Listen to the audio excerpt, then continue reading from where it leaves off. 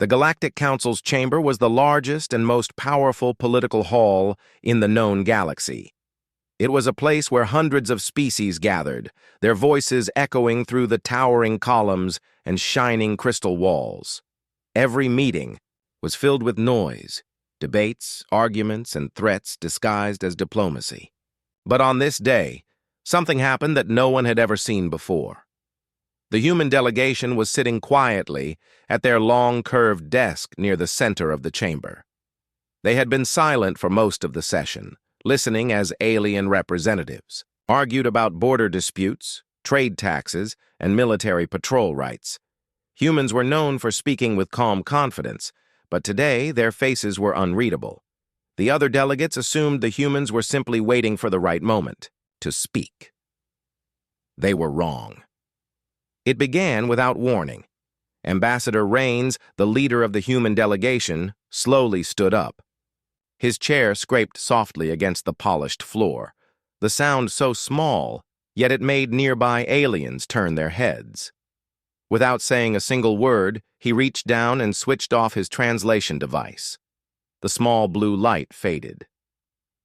One by one, the rest of the human diplomats followed. The constant stream of automatic translation in the alien delegates' ears stopped. The humans' lips moved briefly, but no one could understand them. Confusion spread instantly. A lizard-skinned senator from the Drakari leaned forward. "Ambassador Rains, your translation unit is off," she said sharply. "Please re-engage. This is highly irregular." The humans ignored her. They didn't even look in her direction. Instead, they turned in their seats and faced away from the entire council. Their backs were now toward the most powerful leaders in the galaxy. Gasps erupted across the chamber. This was more than disrespect. In council tradition, turning your back to another delegate during a meeting was an insult of the highest order. It meant that you no longer recognized their authority. It was a gesture that, in some species' cultures, was a prelude to war. The noise began to rise. Whispers, shocked cries, and sharp questions. The council's central AI moderator attempted to restore order, its voice echoing over the uproar. "Representatives of Earth, please clarify your actions. You are in violation of—" But the humans didn't wait for the AI to finish. As one, they stood, collected their data pads, and began walking toward the great double doors at the back of the chamber. Their boots echoed on the marble floor. The sound was strangely loud in the sudden silence that followed. Some delegates shouted after them. "This is an outrage!" barked a clear commander, slamming a clawed hand on the table. "You will answer for this insult!" Others simply watched in stunned disbelief, too shocked to speak. At the far end of the chamber, journalists floated above the crowd in their hovercams, capturing every angle. Thousands of live broadcasts carried the scene to every corner of the galaxy. Billions of beings watched, wondering what it meant. The humans reached the doorway. For a brief moment, Ambassador Rains paused and looked back. Not at the council, but at the empty human seat they had just left behind. And then, without a word, they stepped through the doors and were gone. The chamber remained frozen for several seconds. The absence of human voices was like a hole in the air. In the centuries-long history of the Galactic Council, no member had ever walked out in such a way. The delegates stared at each other, each searching for an explanation, but none came. Some whispered that humanity had finally lost patience with the Council's endless bureaucracy. Others believed this was the beginning of something far worse, a complete break in relations. But no one knew for certain. All they knew was that in that moment, the galaxy had changed. And somewhere, far away from the Council's crystal halls, human ships were already moving. Long before the day humanity walked out of the Galactic Council, the tension had been building like a storm. For decades, Earth had been a loyal member, honoring treaties, paying its dues, and even sending fleets to help in Council-sanctioned missions. Humanity had fought pirate clans in the outer sectors, defended smaller species from invasions, and kept dangerous trade routes open. But despite this, respect for humans in the council chambers was rare. Many of the older dominant species still saw Earth as the newcomers, a young race that had climbed too quickly to power. It started with small slights. Proposals from the human delegation would be delayed for years without explanation. When humans warned about threats in distant systems, the Council brushed them off, only to act later and claim the idea as their own. In trade discussions, Earth's exports were taxed at double the rate of other worlds, with excuses buried in hundreds of pages of economic policy. But the breaking point came last year.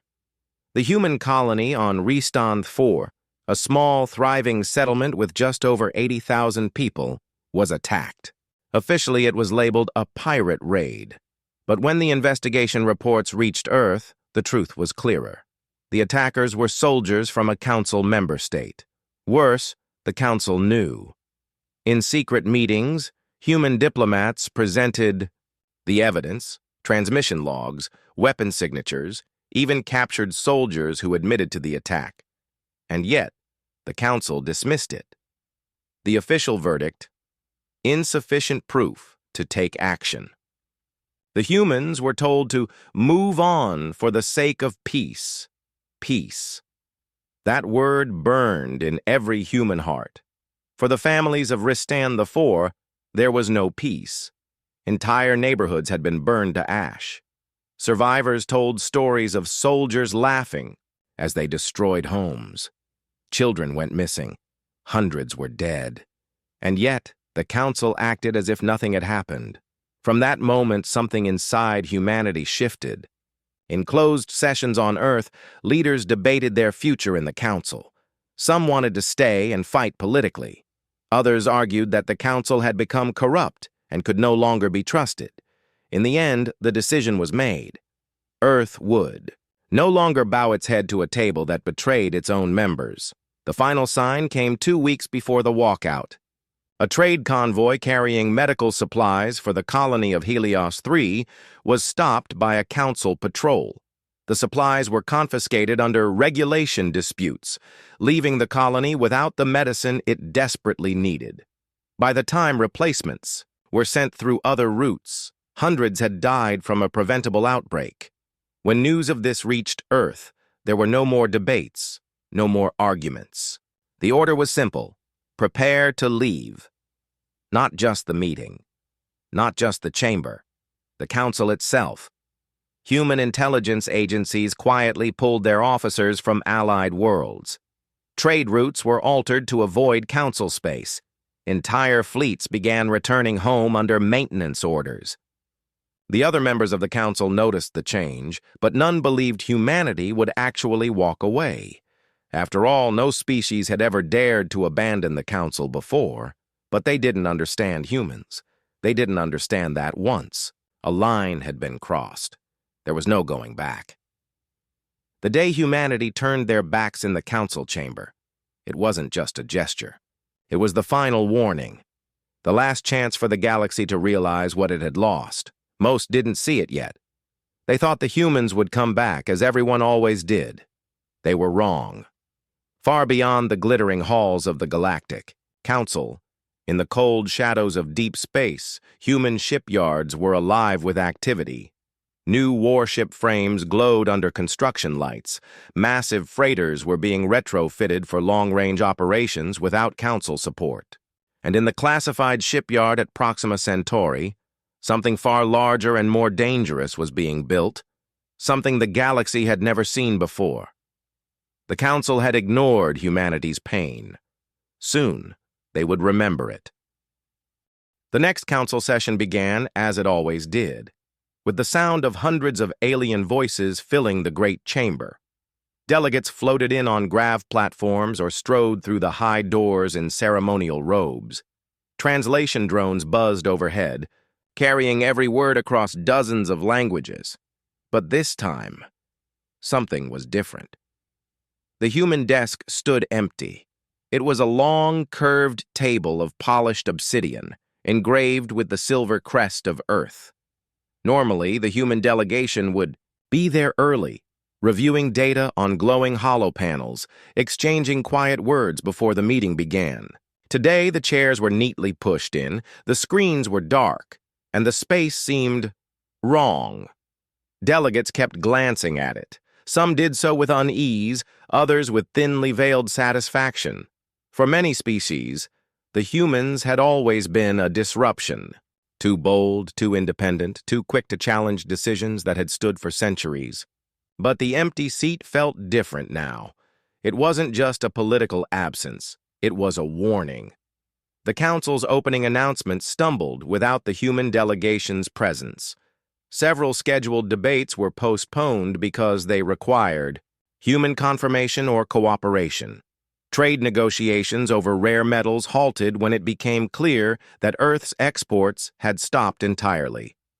In military discussions, the Admiralty boards reported that patrol sectors once maintained by humans were now unguarded, or worse, controlled solely by local fleets that were already overstretched. Small ripples of trouble had begun. Cargo. Ships from outer colonies complained about piracy in routes once patrolled by human cruisers. Medical aid shipments were delayed because human logistics fleets no longer carried supplies across neutral zones. In the council chamber, this was framed as temporary inconvenience. Out in the galaxy, it was already becoming chaos. During the meeting, an elder representative from the Vector Dominion tapped his claws on the table. "This is an unsustainable absence," he said in his deep, gravelly voice. "Earth's withdrawal will destabilize entire sectors. We must compel them to return." "Compel?" replied the slender envoy from the Tari. Her golden eyes narrowed. "The humans are not a minor trade partner to be ordered back. You try to compel them, and you may find your fleets drifting in space without power." The room murmured uneasily. Everyone remembered the blockade incident from years ago when a hostile fleet had threatened a human trade hub. The attackers had been disabled in minutes, their systems shut down without a single shot fired. Humanity never explained how they did it. And that uncertainty kept even the most aggressive council members cautious. Still, not everyone feared them. A cluster of delegates from older core worlds smirked and dismissed the warnings. "They will return," one said confidently. "No species can survive without the Council's support. They will come crawling back, as they all do." But outside the chamber, in the corridors where aides whispered and journalists lingered, there was a different tone. Reports had begun leaking. Sightings of enormous construction frames in human-controlled space, strange energy signatures, from shipyards and the rapid recall of every human warship to their home sectors. Some of the Council's intelligence officers tried to downplay it as routine rearmament. Others admitted privately that they had never seen activity on this scale. Whatever the humans were building, it wasn't just for defense. The empty seat remained through the entire session. It was a silent presence, louder than any speech. Even when the meeting ended, no one approached it. The delegates filed out quickly, avoiding its shadow as if the obsidian table itself might remember who had once sat there. In the days that followed, the absence grew heavier. Trade indexes began to drop. Communication networks slowed without human relay stations. Minor border disputes turned violent as species once held in check by human diplomacy began testing each other's strength. And still, Earth said nothing. No statement, no apology, no promise to return. To the public, the humans had simply vanished from galactic politics. To those who watched more closely, it was obvious. This was not retreat. This was preparation. Somewhere in the cold darkness, beyond the Council's reach, the humans were getting ready for something the galaxy had never seen. Weeks passed, and the Galactic Council still had no direct contact with Earth. Officially, messages were sent daily, diplomatic notes, trade inquiries, requests for clarification. Unofficially, every single one came back with the same automated reply: transmission not accepted. To the Council, it felt like shouting into a silent void. Meanwhile, deep within human-controlled space, something was happening. Entire sectors had been locked down under military-grade restrictions. Civilian travel was halted in and out of dozens of systems. The humans didn't explain why, and no outsider was allowed to investigate. From the edge of these restricted zones, observers could only watch, and what they saw was enough to make the galaxy uneasy. In the Sol system, the skies above Earth and Mars blazed with construction lights. Massive shipyards orbited in silence, their scaffolds wrapping around colossal hulls whose designs matched. No known class of vessel. Whatever these ships were, they dwarfed even the largest dreadnoughts in Council service. Their armor glimmered with a strange, dark sheen, and energy readings spiked far above anything on record. Across other human worlds, industry was shifting into overdrive. Factories that once built agricultural machines were now producing advanced reactor cores. Mining fleets stripped asteroid belts bare, their cargo holds overflowing with rare metals. Convoys moved between colonies under heavy escort, their routes unpredictable, their cargo sealed under classified orders. In the council chamber, intelligence reports began to sound more like warnings. The humans were not just reinforcing their borders. They were reorganizing their entire military and economy. Analysts couldn't agree on whether this was preparation for a massive defensive stance or something far more aggressive. The silence was unnerving. When other species prepared for war, they made speeches, waved banners, and announced alliances. Humanity simply stopped talking. To the Council, that was more dangerous than open threats. Rumors spread quickly in the outer colonies. Some said the humans had discovered an ancient superweapon in uncharted space and were reverse engineering it. Others claimed Earth had made contact with a species outside the known galaxy and was preparing for an invasion from beyond. A few believed the humans were building something so advanced that it could end the Council in a single strike. None of the rumors could be proven. But one thing was certain. The galaxy could feel the shift. Patrol ships from other species that dared to enter human space never came closer than the designated border zones.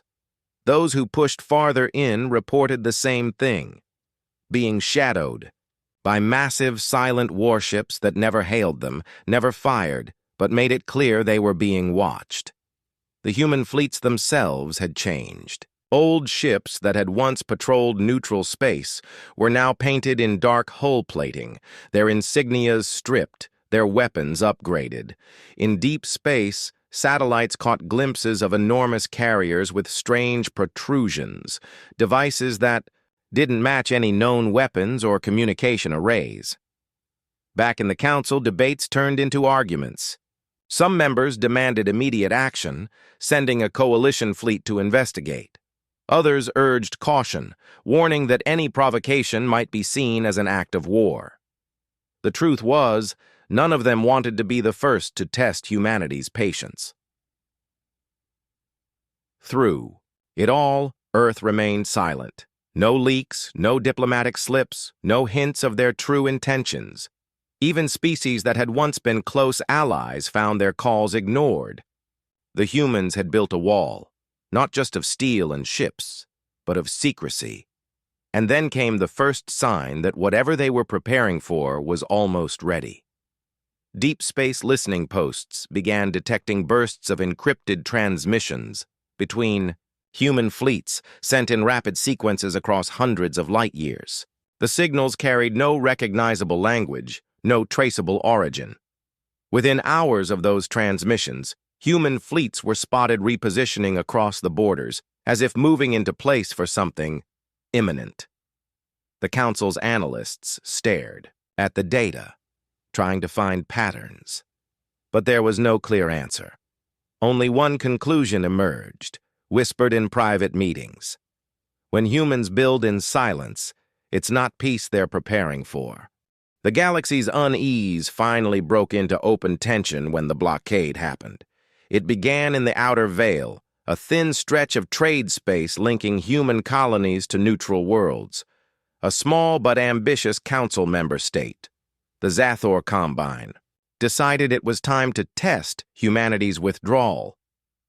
They gathered a fleet of 20 warships and positioned themselves at the Harkos Gate, the primary jump route for human cargo vessels in the region. Officially, the Zathor claimed they were conducting inspections to ensure no illegal goods were being moved without council oversight. Unofficially, everyone knew it was a show of force, a public attempt to humiliate the humans and prove that their absence from the council made them vulnerable. The first human convoy to approach the blockade was a slow-moving group of freighters. Carrying food and medical supplies, they didn't have an escort. The Zathor fleet moved in immediately, surrounding the civilian ships and broadcasting orders for them to power down and prepare for boarding. But the humans did not comply. From the lead freighter, a calm, almost casual transmission was sent.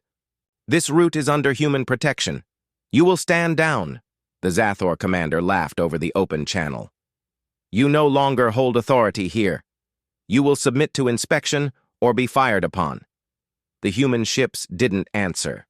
For 3 long minutes, there was silence, the kind that makes every hand hover over a weapon trigger. Then, without warning, the Zathor fleet systems began to fail. First went the sensors. Screens flickered and went black, leaving the crews blind in space. Then the propulsion systems shut down, engines dying one by one. Weapons refused to power up, targeting arrays froze, and communications collapsed into static.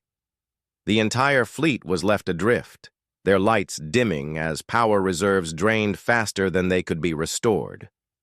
Panic spread through the Zathor crews. Engineers scrambled to reboot systems, but every attempt failed. It was as if something invisible had reached into their ships and simply turned them off. Only then did a single human warship appear, not from a jump gate, but emerging slowly, from a patch of empty space where no ship had been detected before. Its hull was black and unmarked, its design unfamiliar. It moved with deliberate calm, passing between the disabled Zathor vessels and the convoy it had come to protect. The warship never fired a single shot. It didn't need to. Once the convoy was clear, the human vessel transmitted one final message on an open channel: "Do not follow us." And then, in a blink, it vanished into faster-than-light travel, leaving the Zathor fleet helpless in the void. When word of the incident reached the council, the reaction was immediate and divided. Some delegates demanded sanctions, claiming humanity had used illegal electronic warfare against a recognized member fleet. Others argued the Zathor had provoked the event and were lucky they hadn't been destroyed outright. The council's military analysts, however, were focused on something else entirely: the nature of the human ship. No known design in the galaxy could disable 24 warships so quickly and without physical contact. Whatever weapon or system the humans had used, it was something the rest of the galaxy didn't understand and couldn't defend against. And yet the humans offered no explanation. They didn't issue threats.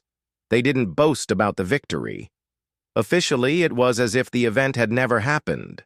But in private, across countless worlds, leaders began to realize the truth. The humans were sending a message written not in words, but in actions. We don't need the council to protect us, but you might need us to protect you. It was the first warning. The next one wouldn't be so gentle. The Harkos Gate incident spread like wildfire across the galaxy. Official reports were short, full of political language, but the truth traveled in whispers. A single human ship had disabled an entire fleet without firing a shot. No one knew how. No one even knew what to call the weapon.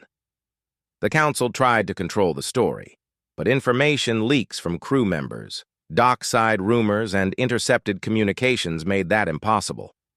What unsettled the galaxy most wasn't the event itself. It was the mystery behind it. Humanity had always been technologically capable, but this was something different. Whatever they had unleashed at Harkos Gate wasn't in any council records, wasn't in any known military archives, and didn't match any existing energy signatures.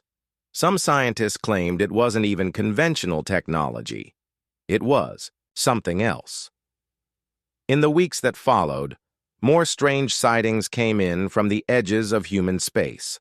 A patrol from the Sarican Republic reported seeing massive structures in deep orbit around an uninhabited gas giant, glowing faintly in the darkness. Before they could approach, a blinding burst of energy scrambled their navigation systems, and when they recovered, the structures were gone.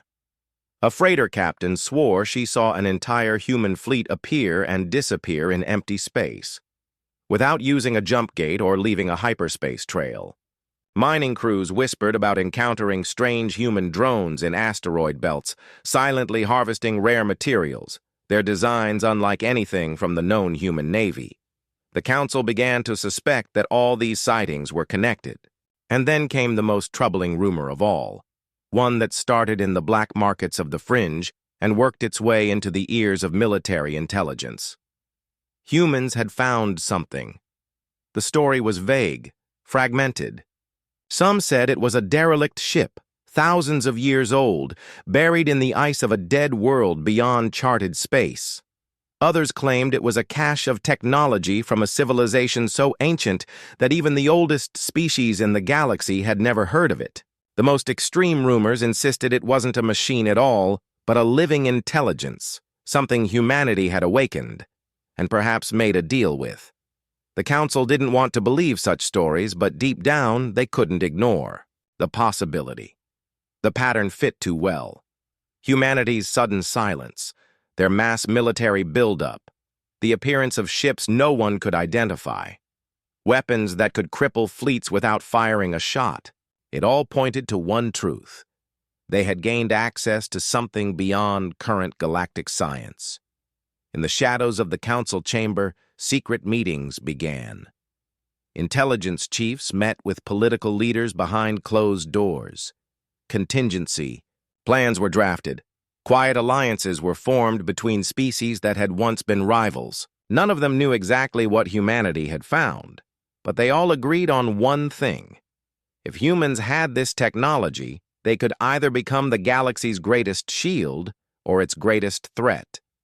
Meanwhile, on a remote, icy moon far beyond the council's reach, deep inside a vast underground facility, a single figure stood before a massive alien construct pulsing with faint blue light. It wasn't human. It wasn't from anywhere the galaxy knew. And yet, it was awake now, listening. The figure smiled. Humanity had no intention of sharing this discovery. The second strike came without warning. And unlike Harkos Gate, there were no excuses, no inspection pretext, no political gray areas. This was war, even if no one dared call it that. It began when the Ralcor Dominion, a proud and militaristic council member, decided to remind humanity of its place. They sent a fleet of 50 warships to the edges of human-controlled space, targeting the colony world of Arendor Prime. It was a lush, resource-rich planet with minimal defenses, a tempting target for any power wanting to make a point. The Ralcor expected an easy victory. They arrived in-system like a storm, their massive capital ships blotting out the light of Arendor's sun. Civilian evacuation transports scrambled to leave orbit, but the Dominion fleet moved to block them. Across open channels, the Ralcor commander declared the planet under Dominion administration and ordered all humans to surrender. For 30 minutes, the Ralcor broadcast demands. Humanity said nothing. Then, without a single ship entering the system, it began. One by one, Ralcor ships started vanishing, not exploding, not breaking apart, vanishing, gone in less than a blink, as if ripped from space entirely. The first disappearance sent shock through the fleet. The second brought confusion. By the fifth, panic set in. Desperate to understand, the Ralcor scrambled their scans. Nothing. no hyperspace jump signatures, no energy spikes, no weapons fire. It was as though the ships had never existed at all. Then, the survivors heard it. A voice, deep and calm, echoing over every frequency. "Leave, now!" The Ralcor commander, furious and terrified, ordered his ships to open fire on the planet's surface. But the moment the weapons charged, every single system on every remaining ship went dark. Gravity generators failed, artificial atmospheres began to thin. Life support systems shut down, leaving crews gasping for breath. They were helpless, and still, no human fleet had appeared. When the systems finally flickered back to life, the surviving Ralcor ships found themselves adrift. Not in Arendor's orbit, but light years away, dumped into the dead void between stars. They limped, home in shame, their losses unexplainable, their fleets reduced to less than half strength. This time, the message humanity sent to the galaxy was unmistakable.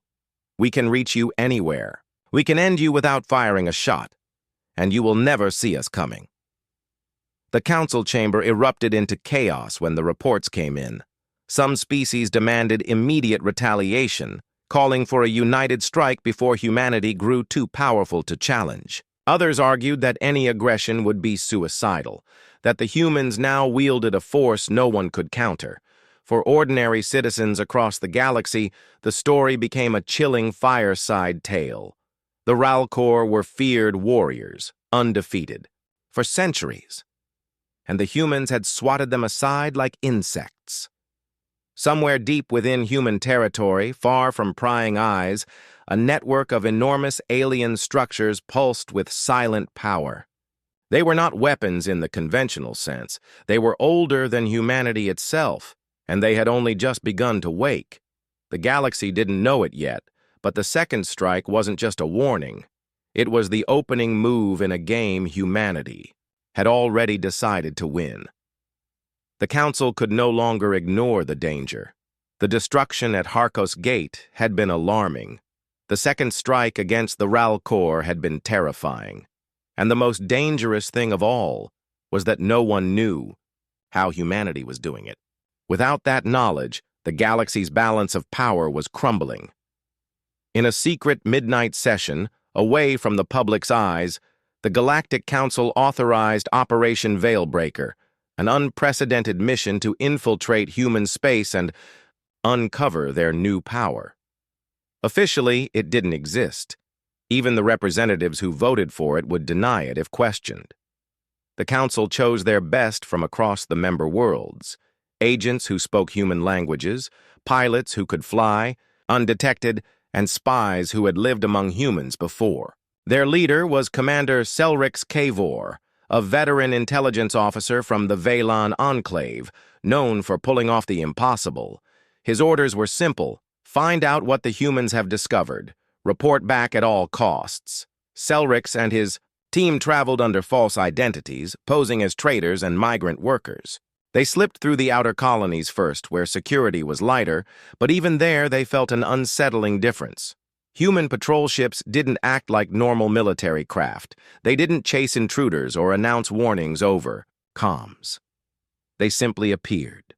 One moment space was empty. The next, a human vessel was there, watching, silent, motionless. Then, just as suddenly, it would vanish again. The deeper they went, the stranger it became. Entire sectors were locked off with no explanation. Navigational beacons gave false readings, leading them in circles. Star systems that once bustled with trade now lay empty, their colonies evacuated. It was as if humanity was clearing vast portions of space for something. But what? Selrix's first real break came on the mining world of Dresden 4. While posing as a dock worker, one of his agents overheard a drunken human transport captain boasting in a bar. The man spoke of the Core Project, a name no one in the Council had ever heard before. He claimed it was the reason humanity had gone silent, the reason entire fleets were vanishing from known space. When pressed, he grew pale and refused. To say more, muttering only that they were watching and the core is not for outsiders. From then on, the team's mission changed. They weren't just looking for any human secret. They were looking for the core. Their search led them to a frozen world on the edge of the Perseus Fringe, a place not marked on any star charts. No comm traffic, no trade routes, no signs of life. But Selrix's scanners picked up massive energy readings under the ice. Something was buried there, deep and ancient. As they descended into the planet's shadow, the crew's instruments began to fail. Static filled their comms. Lights flickered. A low, almost imperceptible hum vibrated through the ship, and then the stars themselves seemed to bend, as though reality was being pulled around them. In that instant, Selrix knew they had found it. Whatever the core was, it was here. But before they could land, every alarm in the ship screamed at once. A human warship, enormous, sleek, and unlike any design the Council had ever recorded, appeared directly in front of them. No weapons fire, no demands, just a voice, calm and cold. You were warned. The human warship did not move at first. It simply hung in the frozen planet's orbit, blocking the infiltrator's path like a predator deciding whether to strike. Commander Selrix could feel his crew's tension rising. Every instinct told him to flee, but every calculation said they wouldn't survive it. "Reverse course," he ordered, voice tight. The pilot obeyed, engines roaring as the small infiltration craft pulled away from the ice world. That's when the warship moved. And it moved fast. No ship Selrix had ever seen could accelerate like that. One moment, the human vessel was kilometers away. The next, it was directly behind them, matching every evasive maneuver. There were no weapons firing, no missiles, no energy beams, but their navigation systems screamed warnings of gravitational distortions forming around the human ship. It was as if space itself bent to its will. The pilot dove toward a nearby asteroid cluster, hoping the dense rock field would break the pursuit. For a moment, it worked. The massive human vessel slowed, hovering just outside the debris field. Selrix thought they had a chance. But then, without warning, the warship vanished, only to reappear inside the asteroid belt, mere kilometers ahead. "They're not chasing us," Selrix realized with a chill. "They're hurting us." Every route they took ended in the same result, the human ship cutting them off before they could escape. It was like trying to outrun a shadow. Desperation set in. Selrix ordered a blind hyperspace jump, programming random coordinates into the drive.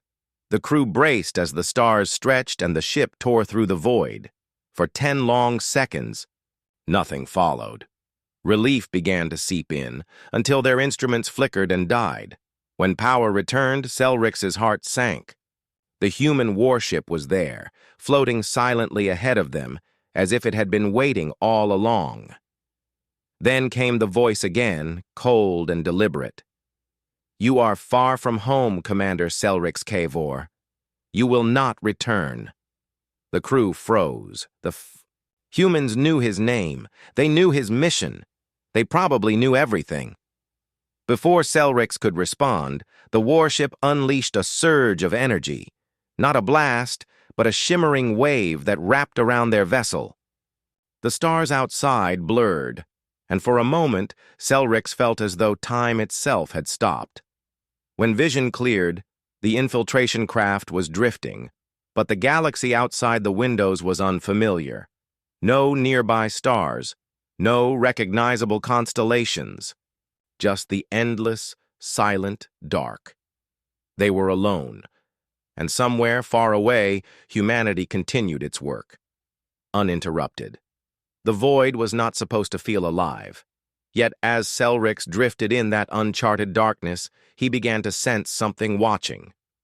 The infiltration craft's systems had rebooted just enough to keep life support running, but navigation still showed nothing. No planets, no trade lanes, no stars close enough to reach. It was like being buried in the cold, endless grave of space. The crew tried to remain calm, but the silence was oppressive. Every small sound and a creak of the hull, the faint hum of oxygen filters, seemed magnified, like whispers in a tomb. Then the first transmission came. It was faint at first, just static on the comms. Then words emerged, distorted but undeniable. Not safe, leave, before. No one recognized the voice. It didn't match any council species. It didn't even sound fully organic. There was a strange, resonant echo, as if it came from both inside and outside the ship at the same time. The crew scrambled to trace the source, but every attempt led to blank space. And then, just as suddenly, the message repeated, clearer this time, but altered. "They see you! They know you! Run!" Selrix's second officer, a hardened Ralcor veteran, scoffed. "This is a human trick," he growled. But his voice lacked conviction. The others avoided his gaze. Even he could feel it. The words carried something deeper than fear. They carried warning. Hours passed, and the transmissions grew stranger.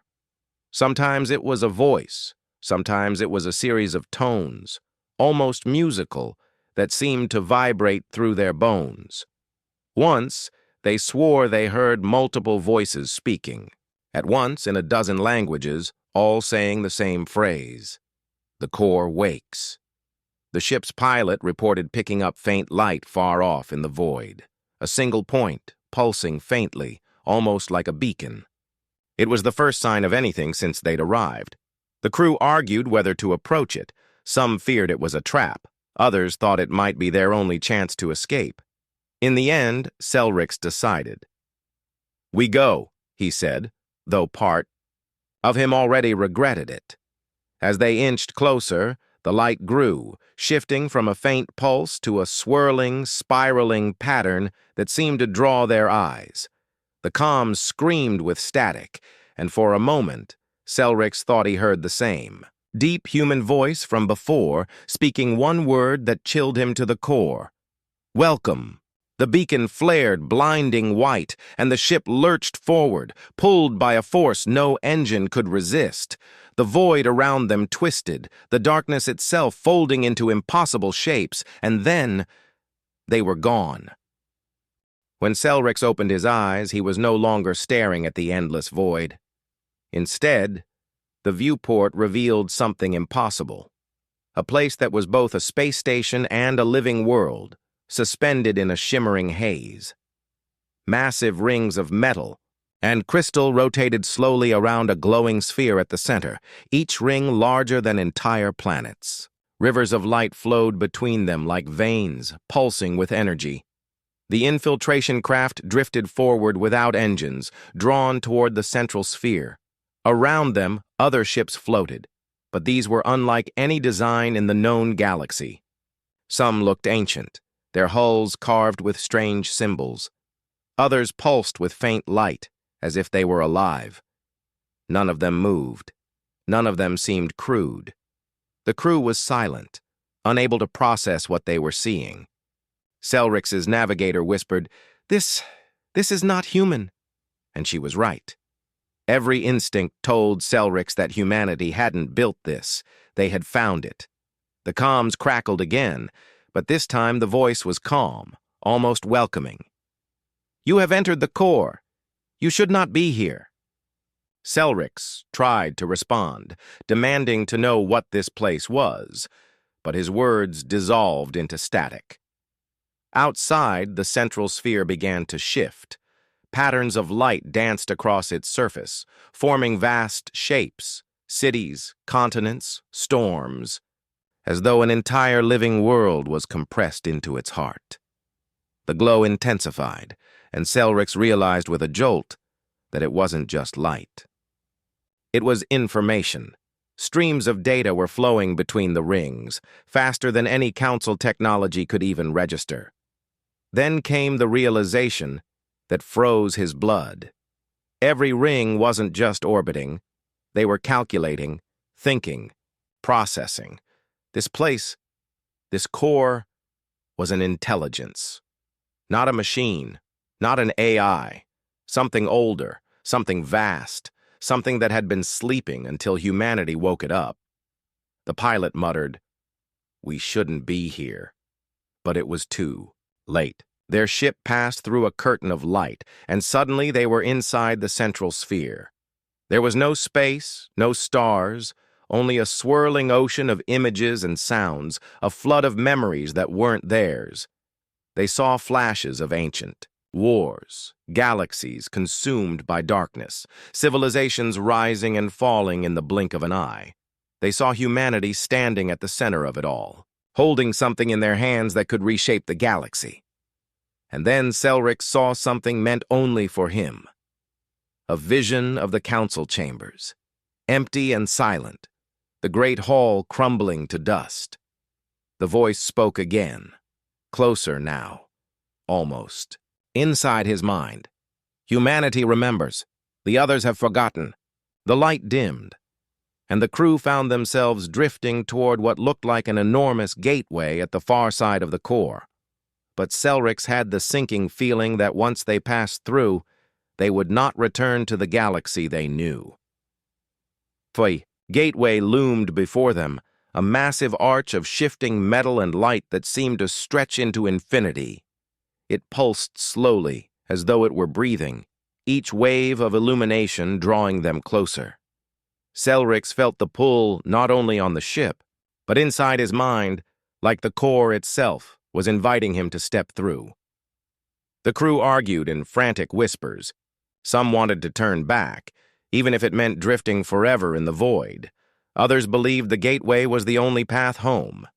But deep down, Selrix knew the truth. The core did not open doors without purpose. If they passed through, they would be stepping into whatever humanity had prepared for them. The voice returned, no longer cold, no longer distant. You sought to know why they turned away. You will know, and you will choose. The ship drifted into the gateway, and the universe shattered around them. In an instant they stood, not on a ship, not in space, but in a great hall lit by a pale golden sun that hung impossibly close above. Vast structures surrounded them, each one built from a blend of alien and human design, towering like monuments to a future that had not yet come to pass. At the far end of the hall, a figure, weighted, human, tall, calm, wearing no armor, no insignia, only a simple black coat. His eyes carried the weight of centuries. "You've been chasing shadows," he said, voice steady. "The Council, your species. All of you forgot what lies beyond the edge of the map. Humanity did not." He showed them images, worlds, teeming with life, then consumed in fire, fleets of ships dissolving into dust as unseen forces erased them from existence. "The enemy is not the Council," the man continued. "It is what is coming, and we will not waste our strength playing politics while the dark gathers." Selrix's second officer stepped forward, defiant. "Then why not warn us?" The man's gaze was like a blade. "Because the Council talks until it dies. We act. Then." The golden light faded, and Selrix saw two doors behind the man. One led to the galaxy they knew, back to the Council, back to familiar stars. The other led deeper into the core, toward a war that had already begun. The human's voice dropped to a whisper. "Leave, and you will remember nothing of this place. Stay, and you will fight with us." The crew looked to Selrix. His mind raced. Loyalty to the Council or survival with humanity. In that moment, he understood why the humans had turned their backs. The galaxy was not ready for what was coming. Selrix stepped toward one of the doors. The light swallowed him whole, and somewhere, far away, the first shadow of the enemy stirred.